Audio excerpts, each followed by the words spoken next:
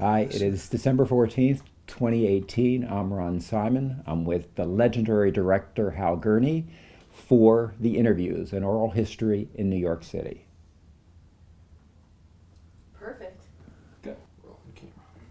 Okay, we'd like to spend the first few minutes of this interview just going over some background information. So let's start with the most basic. What was your name at birth? You know, this is a good question because my name at birth was Male Harold, Male Gurnee. For some reason, they didn't get around to giving me a name when I was born, so I have a birth certificate that just says Male Gurnee. Later on, I was given my father's name, which was Harold, but I like that birth certificate with just Male Gurnee. I could have called myself something else, like Charles or Algernon or something like that, but I didn't get around to that. So it's just, you know, Harold's the most unpopular name in America. All right, let's go on. We'll talk about television now. Okay. Where and when were you born? January 25th, 1925. That's interesting because in the Directors Guild, I put in 1935 because you make more money if you're younger in television. So I was born at 167 Broadway at the Sloan Maternity Hospital. There's a plaque at the front door with my name on it. And where did you grow up? Grew up for the first 7 or 8 years in New York City, and then we moved up to Spring Valley, New York, which is about maybe 35 miles from New York. And what were your parents' names and what did they do for a living? My mother's name was Odile, and she was a housewife. And my father's name was Harold, and I don't know what he did. He was away from home a lot, so I think he was a salesman or something like that. I never cared much to find out about it. So. And did you have any siblings? No. Luckily, I'm an only child. So I don't know, people out there, an only child is a great idea. All the attention is paid to you. You don't have to compete with anybody. You feel great about yourself, and that's why be an only child if you can do it. And do you think you received any traits from your parents? None at all. Nothing. And what were some of your interests growing up? What did you like to do in New York City and Spring Valley? My first memories are sitting on the floor with a Persian rug with toy cars, and I would use the patterns on the rug to make roads and villages and all that. And then from there to obsession with girls. No, that came much later. And then the next thing was movies. I went to the movies at least twice a week, sometimes 3 times a week. And I've told my friends that everything I've learned in life, I learned at the movies. What sort of things did you learn at the movies then? Well, I learned that, I used to go with my friends on Saturday morning. We would go, and there were 2 films and a lot of short subjects. There was Behind the 8 Ball, I can't think of the man's name. There would be a movie tone news, give you the news of the world, a cartoon, and then a cowboy film, and then something we call the love film. And anything that wasn't a cowboy film was called a love story. And I think that was my first awareness of that stuff on the screen is not really true. It's made by other men. And so we would be watching the cowboy. They would be the cowboys on horses, of course, racing across a landscape. And I would be saying, look, you can see the tire tracks. There's the tire tracks. They're not out in the West. And so my friends would say, shut up. And then that would end, and then the love story would come. And love story was anything that wasn't a Western. So it would be newspaper story, men driving trucks, and it was about life. And I lived in a small town, wasn't much life in Spring Valley. It was all on a screen for me. And I think I learned, as I said before, I learned so much from that screen. I learned one thing: I didn't want to live in Spring Valley anymore, and I wanted to be in New York, and I wanted to work in a tall building, preferably as a newspaper reporter with a press thing on my hat and running around chasing girls and chasing stories. And so I think it gave me an awareness of the world I wouldn't have had. Now, did you also listen to radio? Because network radio began when you were born. Well, radio was on all the time. For me, I would be sitting after supper making a paper airplane or, model airplane, listening to the radio. So with Mr. First Nighter would be a show I loved, and a lot of detective stories. And all the shows after school would be a lot of soap operas. My friends wouldn't listen to soap operas, but I liked them. I can't think of all of them, but... Did you also listen to Jack Benny and Bob Hope? Oh yeah, that came on later on. That was on a weekend. That was serious listening. Yeah, and I loved Jack Benny because he seemed like a real person to me. Because all his faults were the jokes, his cheapness, and his inability to see worth in other people. I kind of liked that. I kind of saw that maybe some of the traits that I had. Now, you grew up during the Depression. Did that impact your life at all? Oh yeah, everybody was poor. And if you were poor, you didn't meet anybody who was rich unless you worked for them. And of course, I wanted to, the love stories told me about how people with money lived. I watched Turner Movie Classics, and there's a lot of films from the 30s, and it's all about rich people.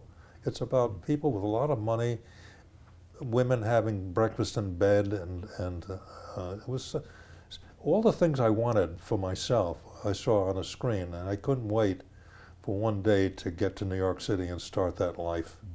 Now, where did you go to college to get to learn the craft to get to the city? Well, no one went to college in my household, but I enlisted in the Navy. The war came about, and when I was 17 and a half, I decided I wanted to be in the war. I wanted to wear a uniform. I wanted to be in the Navy because they had the best uniforms. I wanted to. I was afraid that the war would be over before I got a chance to be in it. So I worked real hard, got through high school in 3 years instead of 4, enlisted in the Navy. I took an exam, and I don't know how it happened, but I got sent to something called V12 program that teach you how to be an officer. But to be an officer in the Navy, you had to have 2 years of college. So they sent me off to first Colgate for a year, and then to Dartmouth for a year.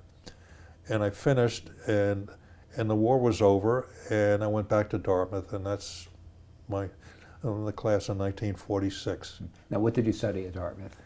I majored in psychology, and I think I did it because the psychology department had a building all of its own. It was very nice, covered with ivy, and it had 2 professors, and it was the least popular of all the majors.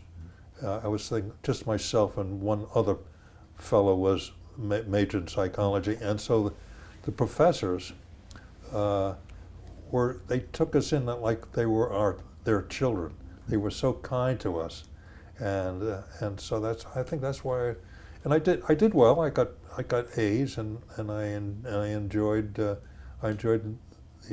subject, but I didn't see it as a career. I also thought at that time I wanted to be in advertising because the movies showed advertising as being just full of wonderfully dressed people, drinking martinis for lunch. And I said, maybe that's a good life for me.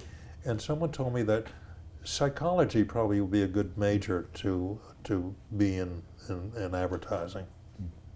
Now, when did you first hear about television? Do you remember thinking about it as you were maybe in college or in the Navy? No, I got out of 1946. There was no television. I mean, it was a distant dream, and I knew about it because, I worked for I worked for an advertising agency to begin with, Dancer Fitzgerald Sample, and they had a lot of radio clients. So I was a messenger boy, and I would deliver messages to 30 Rock, and I would go up and see different soap operas and deliver scripts. And they were experimenting with television at NBC at that time. There was a couple hallways where I could walk down and see a TV set, probably like a 6-inch monitor, and guys working around it. So that's the first time you saw a television? Yeah, first time. And it didn't impress me. Radio, in those days, it didn't impress anybody. Everybody, well, this newcomer's not going to last. I mean, radio has got all the big stars and all. But Milton Berle came along and changed everything. Well, how about for your own career? When did you switch over to television from advertising? Oh. How did Dumont become into your life? Well, Ron, you know that so much of life is an accident. And I accidentally fell into television. After I was fired from my job at Dance Fitzgerald for delivering a package too late, and my answer was to the personnel mates who called me and said, "Well, what happened, Harold?" And I said, "Well, I stopped to get a haircut." And that was the end of my career in advertising. And then one day I was in New York looking for a job, and I was walking, and I saw the door open for a theater, and I said, "Well, I'll go and see what background of the stage." I thought it was a play going on, and no, it was ABC's early television. And I went in and wandered around, and I met some guy who was really nice to me, and I said, "What?" He said, "Oh, we're rehearsing Hobby Lobby." Now, Hobby Lobby was a radio show that I knew, and now they were doing a television version of Hobby Lobby, and I had to walk around and see. And I said, and he kind of introduced me to what a set was and what the crew was. I mean, I never saw a camera before, and he said, "Well," I said, I don't know why he was so nice to me. It wasn't. He said, "The really nice job is a boom operator, because you stand up on this platform and you can look out and see everything. And he has a microphone at the end, and it picks up. And then there are cameramen. There was like 2 cameras for that show, and they take the pictures and all. And while he's explaining this, a booming voice comes out of the talkback up in the ceiling, and it says, 'All right, move that thing right there, move that.'" And then I said, "Who's that?" And he said, "That's the director." And I said, "That's what I want to do." And that was my first introduction to television. So that was for Hobby Lobby, and then Hobby Lobby. and then you got involved in the Dumont network. No, then I of course I didn't get a job from wandering around where I shouldn't be. Right. And then one day, through somebody I'd worked with or had met someplace else, Bob White worked at Dumont, and he said, "Why don't you come by? They're interviewing for people to show people around with uniform. What do they call those people? Pages? Pages, yeah. Yeah. He says, they're gonna hire a new page. Why don't you come around and interview?" And I did, and Bob was there, and he was kind of very, very nice to me. And then I forgot the man who was in charge of their personnel, but we got along, and they offered me the job, and so I said, "Okay." And I think it was Thursday, and they said, "Can you start Monday?" And I said, "Sure." And they sent me down to Wanamaker's, where Dumont had its biggest stage, and it was the old Wanamaker's theater. The old man Wanamaker was very good with his employees, so he'd put on plays for them, and so Dumont took that over, and I started, and I said, "All right, I'm a page now. Where's my uniform?" He said, "Oh no, you just wear whatever you're wearing. We don't have money for uniforms." So I became a page, and being a page meant that you had free run, because you would show people in and you would watch the show leaning on a column or something. And then I would wander up to Master Control was there and watch them do that. And then there was a fellow named Al Tilt whose mother was a Rockefeller, so he was away from the job a lot. And Al said, "Hey, you've seen this, why don't you, can you fill in for me tomorrow?" And so all of a sudden I'm doing what they call an AD's job. It was the associate director, and so I worked up in Master Control for him, and he said, "Don't tell anybody." And I think he gave me like $2, to fill in for him. And then Now, did you have a television at this time, or were you just working and then not seeing your work? No, I'm just a page, Right. walking around, and then I would go in and watch a show, and then learn how, what the takes were and what the script was like and all this. So I learned on the job by just observing. What were some of the shows? Do you remember them on the Dumont Network? There was one, So-and-so Boy Ranger, and Don Hastings, who I see every Monday for breakfast, was the Boy Ranger. I met Don when he was like 12 years old working on this. It was Captain Video. Captain Video, yes. Captain Video. You probably know that. And when that AD took a day off, I was given that show. So I was like a fill-in. And then they sent me up to 515 Madison Avenue to let people into something called OK Mother, which was Dennis James. Yes. Dennis James, and it was Dennis James' show, and his brother Lou Sposa, Right. and Dennis's actual name was Sposa, and again Lou said every Wednesday he went to the track, and he would ask me to fill in for him. So I was all of a sudden I'm directing OK Mother. Talk about that show. What was it? What was the show like? It was, it's hard to remember because it was so nonsensical. I mean, it was Dennis, he was beloved by elderly women. And so the show was, and it would have, most of the people coming in were you had to help them get to their seats and all. And they just loved him. It was OK Mother, of course, he was talking to mothers at home. And he would have guests on.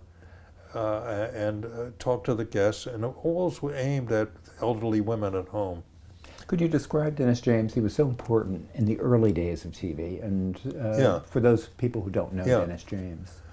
He was a tough guy. He was handsome, well-spoken, and had a kind of, to my mind, he was kind of dashing. It's kind of strange for a show like OK Mother. But his other side was he was also good with sporting events, and he would, I would be, because I'd gotten to know Lou and Dennis, he asked me if I would be the AD when he did wrestling shows. And wrestling wasn't very popular, and he made it popular because he made it funny. He would say, we would sit down and he would introduce the show at ringside, and he would, he said, "Did you bring the berry boxes?" And I said, "Yeah." And so when a wrestler got someone else and he was bending their arm like that, he would take the berry box and break it into the microphone, so it sounded like this poor guy, his bones are being broken, and everybody would scream with laughter. And we got to be good friends. In fact, it was he was so nice to me that once in a while he would come in late, and I would start the show. I said, "Dennis will be here in just a few minutes, ladies and gentlemen, but this is your associate director, Hal Gurnee," and I would do the introduction, and he would do that on purpose to see me sweat at the microphone. So that's your first time on television. That's right. Yeah. Now, how many cameras did you have during those wrestling matches?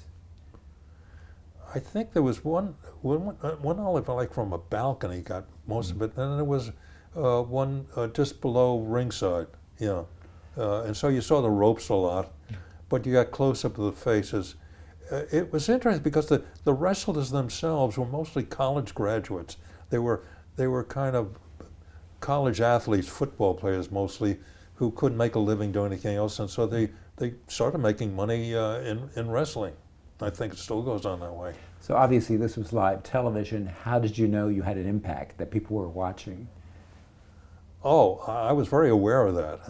And I also did sports. I did baseball. I would be up in mass control, and I would be rolling the commercials into baseball. And on the way to work, I would see the baseball game on the air, like in the store window, and I would think to myself, pretty soon, Gurnee, you're going to be in that show. You're going to be rolling commercials for that show. It gave me a sense of importance and authority that I didn't get anyplace else. Now, did you have a feeling that sports, especially football and baseball, would become, key to television success? And no, it was kind of like second league. I mean, it wasn't taken seriously except by baseball fans.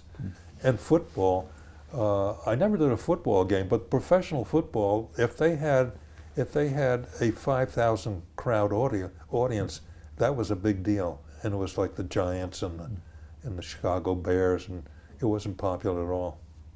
So baseball was just a few cameras, and that was it. At Yeah, Dumont? but baseball had a bigger audience. I think baseball was well established.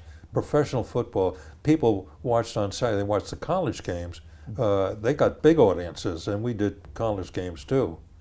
And Many people have thought that like Dumont Network was like the minor leagues, that whatever worked there, then the networks would take the ideas or the personalities and make it into a star. Gleason started at Dumont. He had a show, an hour show for a cosmetics company, and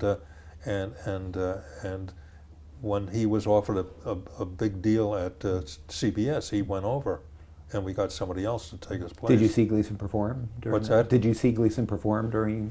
Oh yeah, I worked on the show. I mean, you I did? worked on every show. Right. And that's what happened. You came in, you would have a list of what you would be doing, I tell you, and that would be every once in a while, maybe once a month, I would be the second AD on the Gleason show, and it was my job to time the show, because everything had to be, and so I would time it, and Gleason, he wasn't a very nice man, actually. He liked to torment people, and he did this. Don Russell was the announcer. See, I can remember a name like that. Don Russell. He was the announcer, and it wasn't a cosmetics company. It was like a drugstore company. Wayland's, I think it was Wayland's. And Cavalcade of Stars, I think. It was Cavalcade. Yeah, and the announcer would be dressed in a white jacket with Rexall, whatever's on, and he would do the commercials. And what Gleason did was he would finish the show early, as much as 10 minutes early, and he would leave. He always ended the show in a bathrobe, and he would say, "All right, good night, everybody." And then I said, "Wham, he's got 10 minutes." I would give him time cues to him. He didn't take the time cues. And what he did was he lived at the Sheraton Hotel, and he would jump in his car, and he'd be driven up to the Sheraton, and then watch the show finish on air, because it was live. And poor Don Russell would be stuck with reading one promo after another, one promo and one, what do you call these things, for Red Cross and all that kind of thing. Public service. Yeah, public service. And he would have 10 minutes of public service, and Gleason would be, having a great time watching him at home. Now, why did you leave the Dumont Network? I didn't leave it, they left me. At one point, Dumont went out of business. They sold it to somebody else, and we all got fired in one day, except the fellow who was going with the president's girlfriend. He was the only one who was left on to kind of finish up. No, but it was 1954, yeah. I had gotten married in October, and in November I was fired. So my in-laws were, who was this guy? He doesn't have a job anymore. But that was good, because then I worked real hard at getting a job at NBC. Again, Bob White was at NBC. He was my friend. He was my roommate for a while, and then my mentor in a way. And so I finally was offered a job as an AD at Dumont, and that was the beginning of any chance I had to be a director. So when you went to NBC, was this at 30 Rock? 30 Rock. So you were there? But I wasn't at 30 Rock to begin with. No, what happened was that I interviewed, and they kind of liked me, I guess. And they said, "We have two jobs open. One is a temporary AD at Broadway and 73rd Street, the local AD, and one here at NBC in network."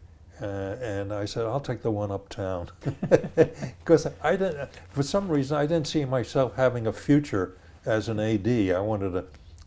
I was also writing scripts and all that kind of that, and it was luckily that I did that, because then NBC absorbed the local people, and we all went to 30 Rock after that.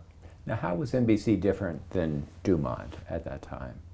Well, Dumont was like the pushcart. We call it the pushcart network. No one got dressed up, and if a show was any good, it went off to another network.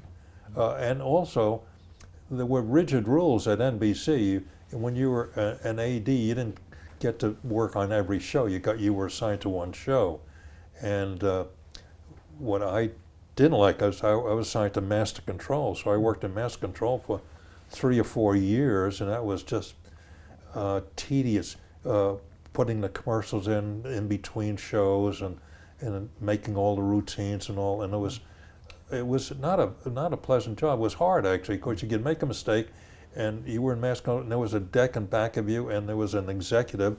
If you made a mistake, he would hear tap tap tap, and he would write up a report every day on. So this was for live television. Live television. Now, what sort of shows did you watch or did you like at NBC while you were doing this at Master Control? There was one called, and it was really a great TV show, and it was, it had to do with doing remotes all over the United States. Wide World. Wide World, thank you. And I was on deck there in Master Control, switching from one place to another. And I really felt like a big shot, and I really felt good because there would be like 7 or 8 producers on the deck and back of me, and I was down there with the director. I mean, not the director. I was a director, in a way, and it would be the TD and the audio man, and it was really a very charged atmosphere, and I felt great. And I think it's, in those days, I have to explain that. Today, if you do a TV show, it's recorded, can be mixed, remixed, it can be edited. In those days, you did a live show. And I always think of it as like being a fighter pilot. The show starts, you had to get through the show, you had to get to the end. And at Dumont, we lost cameras all the time. You start with 3 cameras, and you ended up with 2 cameras, sometimes just 1 camera. And you never stopped. I remember Dennis James, an OK Mother, he was interviewing somebody, and the boom mic fell, and he was doing some kind of kitchen thing, and the microphone fell off the boom and smashed this big plate of stuff that was on the counter. And they just kept talking. They didn't even refer to it. It's like they had to get through that show. And I think that was a great benefit to me all through my life in television, that I could do almost anything. I didn't have to worry about whether I could do it or not. I know I could do it. So how did you begin working with Jack Paar? I was lucky that I had a friend who was an AD on the Tonight Show, and once in a while when the show was out of town or going, he would have to work with me in Master Control. And it was a tedious job, and he hated it. And I said, it was Bobby Quinn. And I said, Bobby, leave me alone. Just go home. I'll do this. And he liked that so much that when he took a week off from the show on his vacation, he gave them my name. So I became the AD. And as again, luck plays into this. Hard luck for some people, good luck for me. Bobby made the mistake of going to Jack and complaining about the director having a drinking problem. And Jack fired Bobby. He said, my first, what I look for in my employees is loyalty. And it says, you just didn't. And so they looked down the list and say, who else has done the show? And I was the last one to do it, so I became the AD on the Tonight Show, and that was the beginning. And I was aware of Jack had a reputation for being not ornery, but he didn't treat fools gladly. What's that expression? So if you made a mistake in front of him, he would let you know. So I avoided him like the plague. I would see him in the hallway, and I would run around the corner. And then one day I was stuck because I had to edit a piece of film for the show, And so I take it up to Jack and sit and make sure if it's okay, and if there are any changes, take the changes, and we'll come back. And so I went up with and I gave him to him. It was in a viewing room on the 8th floor, and we looked at it in the dark, actually, and then light came up, and he said, "You're new here, aren't you?" So, first time I ever talked to him, I ever saw him in person, and he said, "What's your name?" And I said, "Harold." And I've always felt Harold's such a wimpy name. And I said, "My name is Harold, but I don't use it. People call me Hal, because I think it's such a stupid name. It's just wimpy." And he said, "Yeah, my name is Harold." And that's true. It was Jack Harold Parr. And he said, "My father's name was Harold." And he was doing this thing. He was testing me. And I said, "Well, I'm sorry about that, but I guess we're both stuck with the name." And he liked the fact that I didn't, cringe. And so every once in a while, if he wanted something edited, he said, "Give it to that Harold guy." And I would go and I'd bring it up, and we got to know each other that way. Now, had you seen The Tonight Show with Steve Allen before you began working with Parr? Yeah, I did, but I didn't watch that kind of show. I always felt, my wife and I would say, "What's on at 11:30 or 11 o'clock?" And says, "Well, what about the Tonight?" I said, "No." I said, "If any talk needs to be done, I want to do the talking. I don't want to watch other people talking." And that was my first, and it's still to this day, I don't watch talk shows, hardly ever. I like doing them.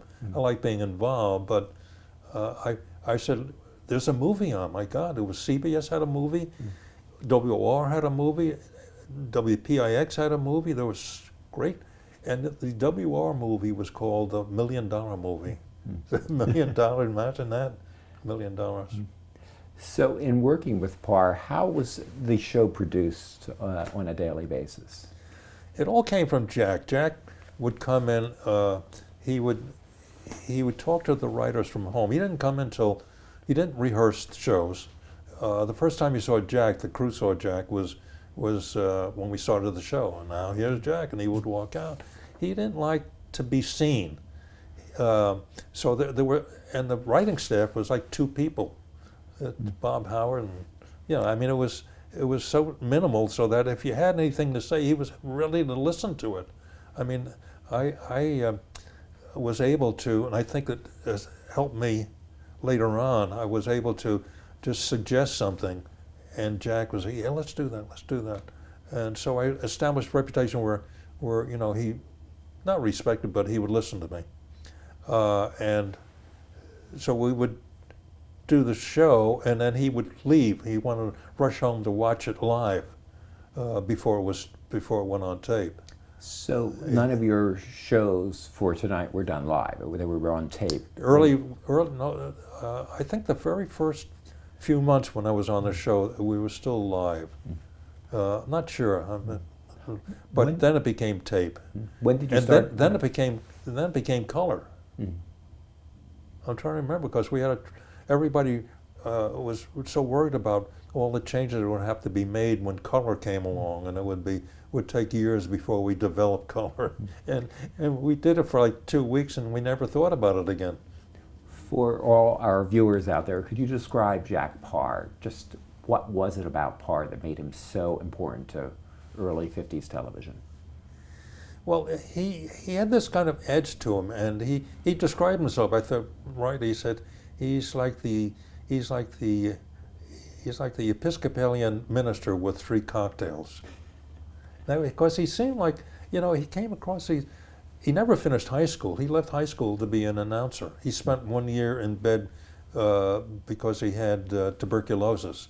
He listened to radio every day. And he saw himself as an announcer, and he would do that. He would say, "And now, here's Jack." And he'd listen, announcers, they don't do that anymore, but they always used to push the ear thing, and they would hear themselves.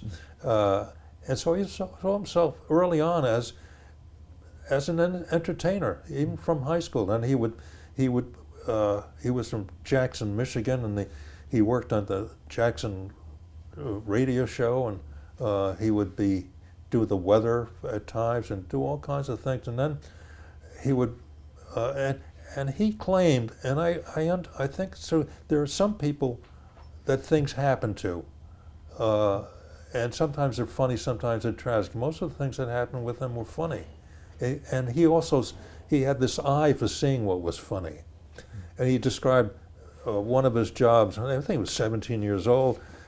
He was given a job of giving out the free turkey at the movie house, and they had a big rotary thing, and then they wrote it, and then he would reach in and take the number out, or the name. It was a name, and he announced it, and it was his mother. And he said he had to run from the theater. And there you have all kinds of things that happened to him that were funny. I think that was the thing, and his monologue was full of things that happened at home or things that happened to his friends. Just describe directing the Tonight Show with Jack Paar. What was that like?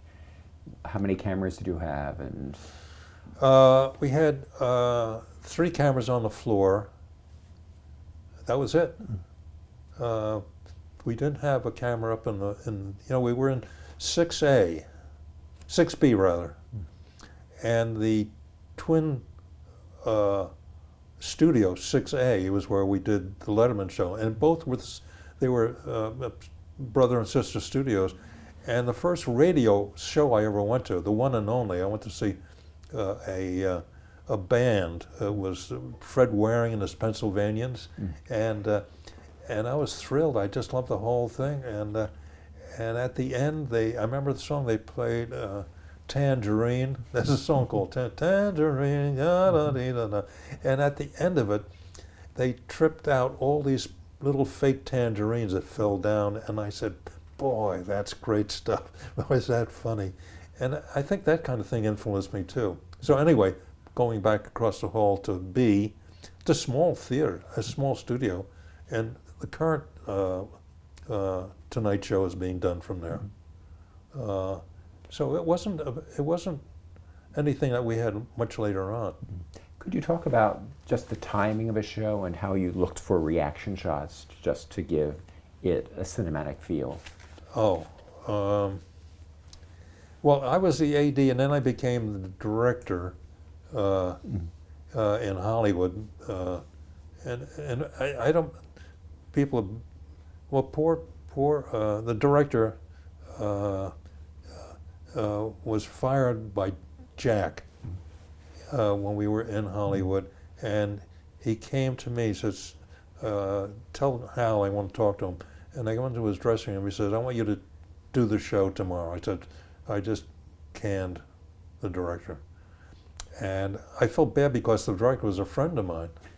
And we were, very close.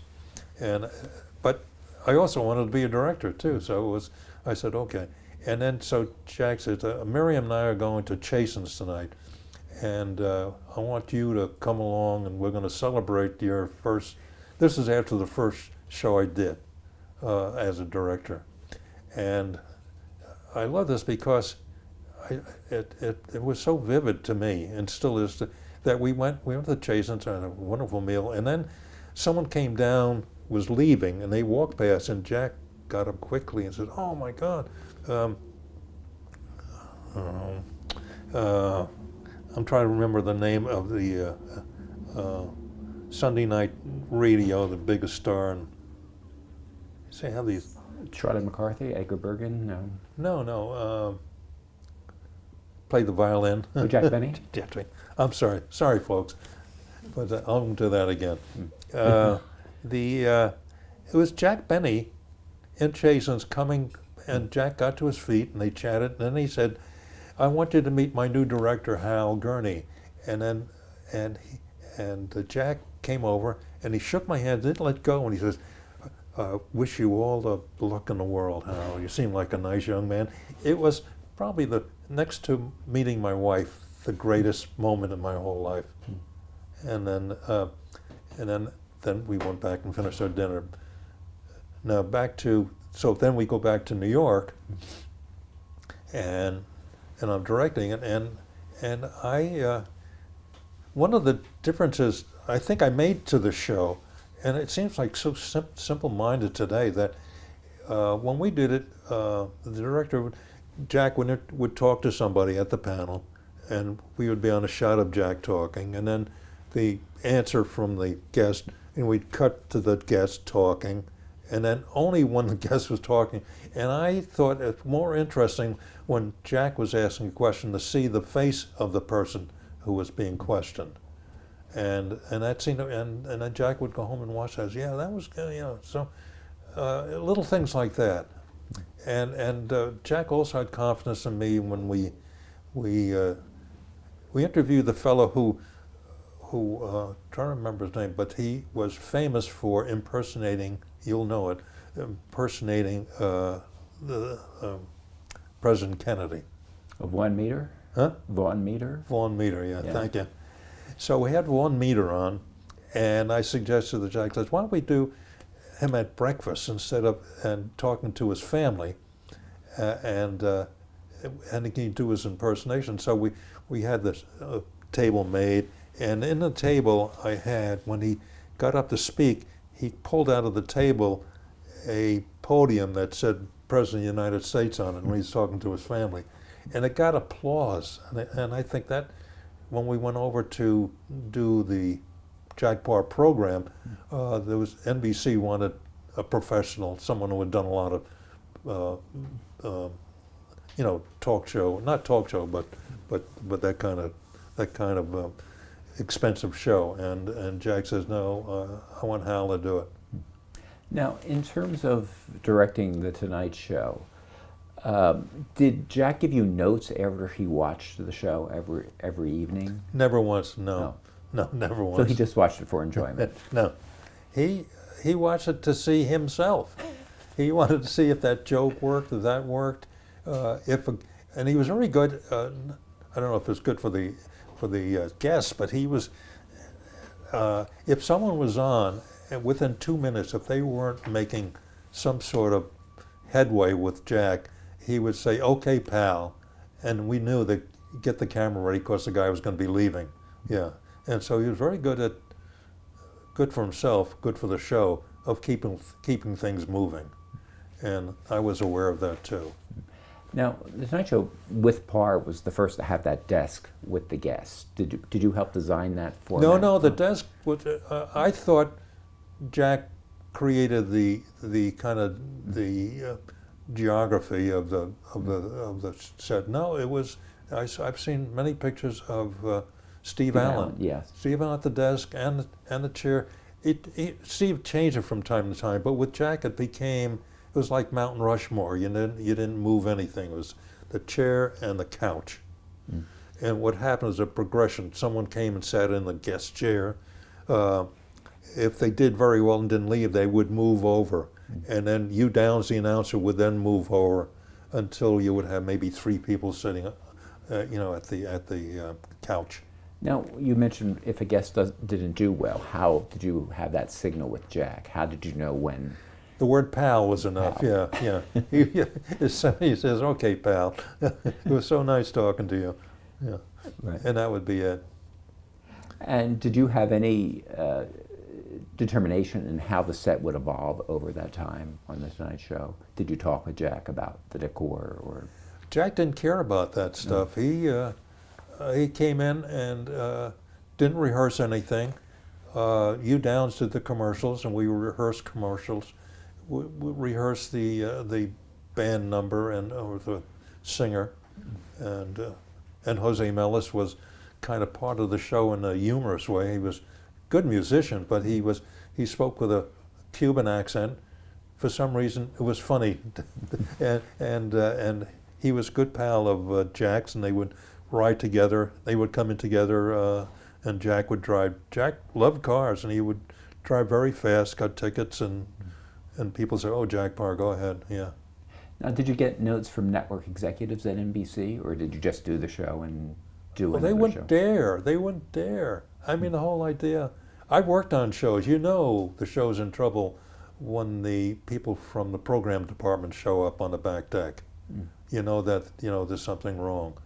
But every major star, I think, starts that way. You start with a lot of input from the program department and the vice president in charge of this early television, whatever it is. And I think it happened once with Jack, and he fired the producer. And we had 3 or 4 producers while I was doing the show. And so he was the boss, and he didn't, in fact, he would call the president, I forgot his name, the guy was quite well known, and he would complain about this and that directly. He wouldn't go to any in-between who talked to the president. And when he decided he wanted to see the Berlin Wall, as a good example, he just called the president and he said, I want to go to see the Berlin. You know, it was 2 weeks after the wall went up, and they said, oh, it's very dangerous. Or and she said, no, I want to go. And so, and we went to and taped 5 shows from the Berlin Wall. Now, occasionally your voice is heard on the show. Could you talk about how you got involved with Jack and the voice of the director is heard? Yeah, and that was all, again, an accident, propitious accident. But I heard that voice when I was listening to radio. There was, probably you'll remember this show, I think it was called the $64 Question. And for some reason they had an announcer who was up in a balcony, and his voice would interrupt every once in a while. It was like, but it wasn't a voice. It was like, you know, the fourth wall coming out of from not part of the show but part of the audience, and that impressed me when I was listening to radio. And I wouldn't dare do it unless there was a good opportunity. And with Jack, I remember once we did, I think at the beginning of it was, we did a promo, a public service announcement for a medical product. And Jack was reading it, and he was reading down all the things, all the symptoms. And he stopped, and I said, on the talk, I said, Jack, what's wrong? And he said, I think I have all these things. And he meant it. And I said, all right, Jack, go sit down, and we'll do it later on. And I think he felt comforted by that. And then once in a while he would say to me, he said, how's the beer holding up in the control room? And I would have to say, well, we're sending out for more, Jack, or some stupid line. And he understood that that was a funny thing, for people to hear something other than what's on the show. Then later on, it became something that Dave and I did. Yeah. But that was the beginning of it. Why do you think Jack was so popular with the audiences, especially during the Tonight Show years? I think they weren't quite sure what was going to be done or what was going to be said. I think there was a daring to Jack. And he also did this thing, I don't know if people understand that even at that point, in the mid-50s, a newspaper reporting was more powerful than television reporting. But Jack didn't let anybody insult he and his family and get away with it. And Mr. and Mrs. North America, Walter Winchell. Yeah. Walter Winchell insulted him in his column. Now, Walter Winchell at the time was the most powerful man in the United States other than the president. He when he said something, he either made your career or he destroyed your career. If he intimated something about, he says, so-and-so seen at the bar, like the last person to leave that bar. And that guy was accused of being an alcoholic. And with Jack, he intimated that Jack, you ever notice the way Jack Parr walks? And it was like a slight kind of intimating that maybe Jack was a little light in the loafers. And Jack was so incensed that he would start his monologue every night with a joke about Walter Winchell and how, and Walter Winchell would get back the next day in his column, and it went on until Walter Winchell surrendered, because Jack was talking to 2 million people a night, and that was topping him. So, and I think that was kind of a moment in television that should be remembered. Yeah. Now, do you think that Jack enjoyed the show? Because in one of the interviews, Hugh Downs, questioned whether Jack really enjoyed doing this night in and night out. Oh, he got bored with it. But I think once if he had the right guests, he loved it. I mean, we had English guests, all the, great actors would come on the show because they knew. And Jack had a love affair with anything English. He drove English cars. We would do shows from England, and he had Noel Coward on the show. And Noel Coward was reported to say that he felt nervous. He felt because Jack was so clever with words, he didn't know he could top him. Noel Coward. Now, as a director, could you talk about working with a live audience every night, Yeah. being in the studio with a live audience, Yeah. and how you incorporated the audience in the show? Well, with Jack, the audience didn't have a part, except there was a woman in the audience, and she was called Mrs. Miller. I don't know what her real name was, but she was there every night, and Jack made fun of her. And that was the only kind of semblance of audio jokes that we had.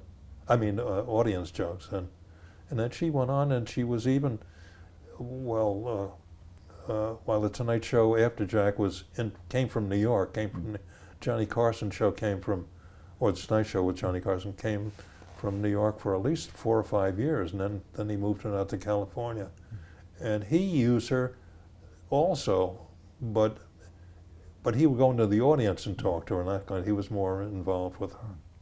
And how about the orchestra? How did you involve music into the Tonight Show? Well, because the orchestra leader was a friend of his, and had this funny accent. Everybody thought it was a funny accent.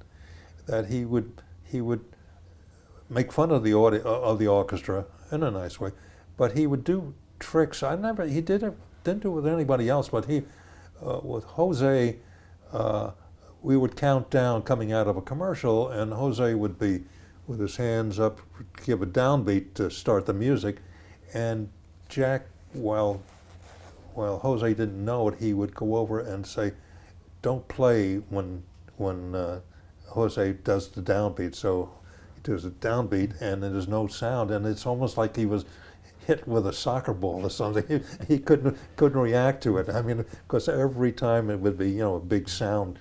So he had that kind of like a practical joke side to him, but I didn't see it enough, actually. I wish he had done it more.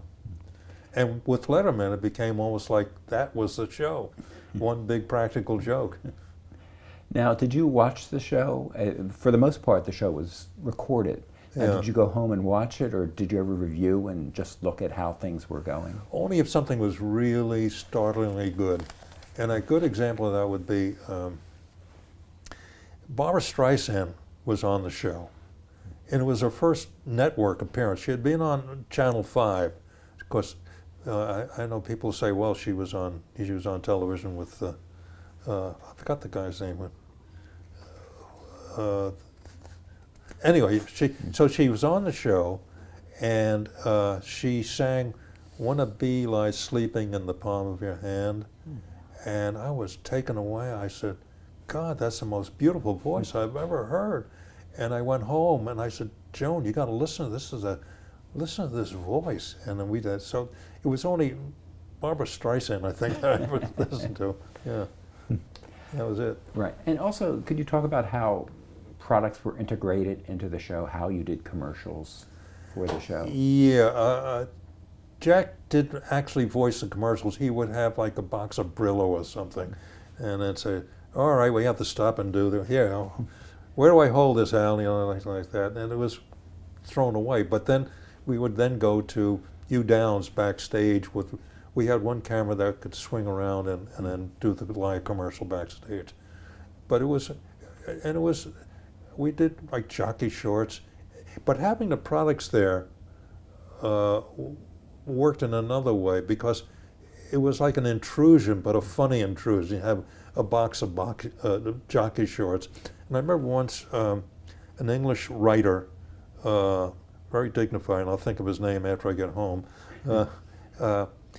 reached over and said, "What is this?" And he took out a jockey short and he put it on his head like a hat, and it got a big, big laugh. And so it was, I think Jack loved that kind of thing. And, sadly, so much of The Tonight Show with Jack Paar does not exist. Can you tell us why? Well, part of the problem was that if anybody was going to say it would be NBC, because NBC owned The Tonight Show. That was an NBC production. But the show later on, which is Jack Paar, we have to differentiate. The Jack Paar program was on for 3 years, 62 to 65.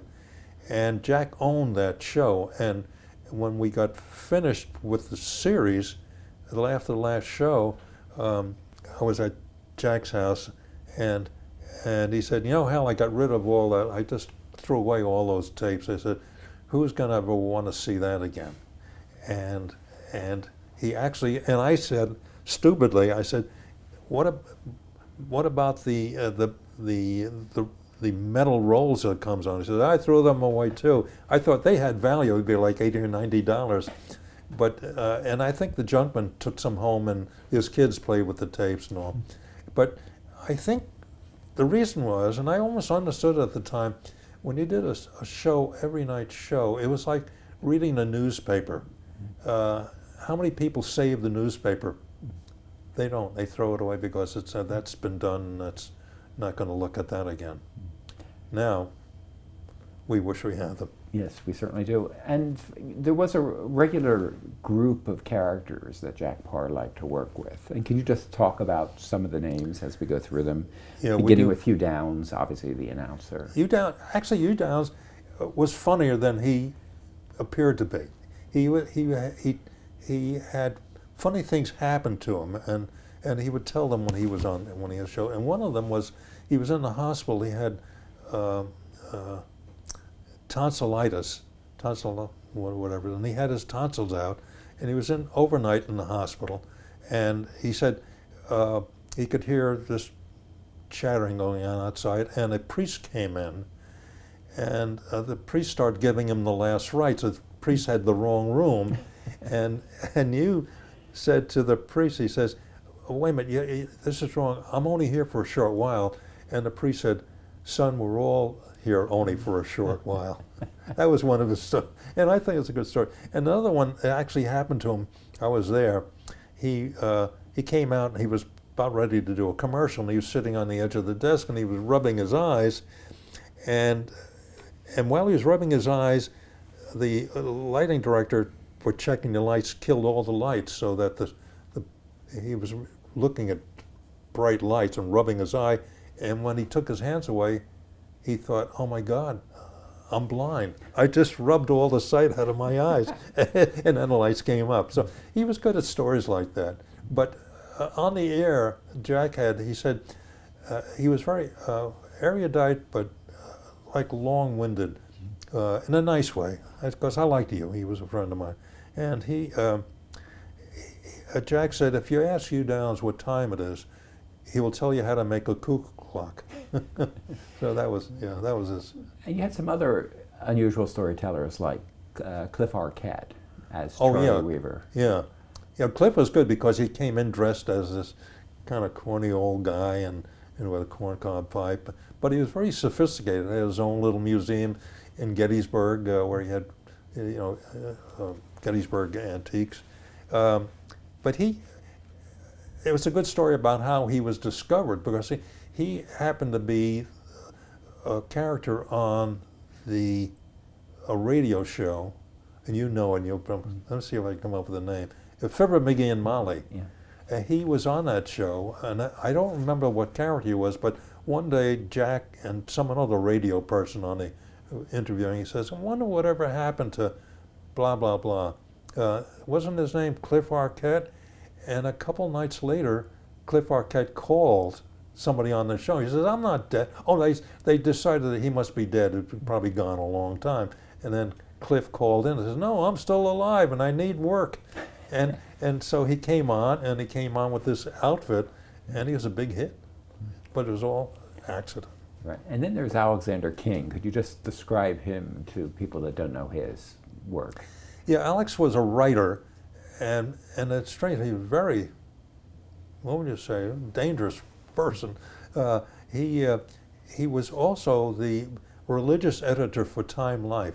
I don't know how, and he was married to a gal who did drum solos, and he would be on. He would introduce his wife would do a drum solo, but he was very good at. He was a great storyteller, and that was his strength. And he would tell stories, like he said. He grew up in Austria, and he said, I remember clearly when Grandma would be dressed, we'd go out in a sled for go to another village, and Grandma they would put on 2 pairs of underwear and then a flannel robe and then a fur coat and all this stuff, and then when they got finished, Grandma would say, I had to go to the bathroom. So he had stories like that, and he was very, very popular. And then you also had 2 comic actresses. You had Peggy Cass and you had Dodie Goodman, both. Well, Dodie was in the very beginning, and Jack would never admit it, but she was a good part of his success at the beginning. People tuned in to see Dodie because she was funny. She had this funny voice, and she was very smart. Okay, you want to stop? Oh. Yeah. And do you want to talk about Peggy Cass, too, who became also well-known? Yeah, Peggy was an actress, and she was just a good storyteller. And she had a terrible thing happen to her. She had a bad knee, and she had an ankle, and she had an operated, and they operated on the wrong ankle. Yeah, so that was always a good story.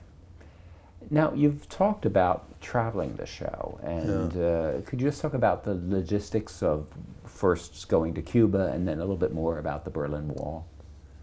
Well, the Berlin Wall, actually, it was really my first directing, I mean, a full show directing for, what happened, we were still doing the Tonight Show. It wasn't the Jack Paar program. And I think I told you before that Jack called the president of the company and said, I want to go to Berlin. And so he came in. He was never there in the morning. I don't know, we were surprised. What the hell are you doing here? And he came in and he said, we're going to go to Berlin. And then he said, get ready. And they just walked out. And so the producer at the time said, all right, Jack wants Hal to go to Berlin, and the director will stay here in New York and do that. So it was only for an hour. It would be an hour from Berlin and 45 minutes from New York. So that was the first time I really did anything that size. And so I went off with 2 writers and Jack and Peggy Cass. And she was going to be the one guest that he could rely on. And so we got there, and then we find out that we can't get any other guests. No one wants to be in Berlin. They think it's too dangerous. They think World War III is going to start, and they're going to be stuck in Berlin. So all we had was a fellow who played the piano dressed in a funny costume, and he played ragtime music, and that was our only guest at the time. And we did 3 shows from the studio. We interviewed people jumping over the wall, and it was some really great footage and sad stories, people being killed and all. And then Jack one night said, and he says, hey, we're here to see the wall. When are we going to do the wall? So the next day we had to do the show at the wall. So I was introduced to the colonel in charge of the troops at the wall. It was called, what's the one place where people go from East Berlin to West Berlin? I'll think of it a little later. Huh? The what? Brandenburg Gate? No, that's something. Checkpoint Charlie? Checkpoint Charlie. Yeah. Checkpoint Charlie was the place we're going to do the show, and I asked the colonel, I said, we don't want a lot of soldiers there. We can just yourself and maybe 1 or 2 GIs that Jack can interview. And then it would be Peggy as is kind of like you Downs standing next to him. And for some reason, as we started the show, well, first of all, we had to get a German remote truck, and also I wanted a cherry picker to get shots, and we got a cherry picker that's used for building buildings, and the camera would kind of jiggle to a stop, so we couldn't do any continuous crane shots. And when I got there, none of the crew spoke English, and I don't speak any German, except one the guy on the boom could speak English, so I would relay my instructions to him, and he would then tell the other guys in German. And the TD didn't understand English, so I became the TD, the director, and I had to do the timing too. It was a nightmare. But very exciting. And then Jack did the show, and just before we started, about 140 GIs come marching down and back, and we're on the air. And it's like guys from other units were coming, oh, we want to see a TV show. And I said, oh my God, no, get them back. And then we did the show, and of course, the different press services saw it as the headlines for them was Jack Parr invites Germany. It was like veiled reference to Jack wanting to start World War III, just when all these people were assembled for him. And then so the next day in Washington, they were debating why people like Jack Parr are allowed to go overseas. And so there were newspaper articles, and so Jack we had a meeting with Jack and at the end of the show. I mean, the next morning when all this stuff came about, and Jack says, Congress is not going to push me around. And that was his attitude. He said he's on the air. How big is their audience? Yeah. Do you have any memories of going to Cuba and talking with? I didn't go to Castro? Cuba. Oh, I say no. I was. I wish one of the great regrets of my life is I wasn't there where Jack went up and to Castro's apartment or room, and came with a cup. He thought it'd be a funny joke if he came up and asked for sugar. And he did that, and Castro, of course, spoke perfect English. Yeah, and he did his speeches in Spanish because that was his. But he was also a baseball player. He was really. I wish I'd been there for that. And Jack had a nice conversation with him, and of course was accused later on of trying to turn America into a communist state. Now, I'm sorry. Let's take a break there. We'll take a break right now. Okay. Okay. Good.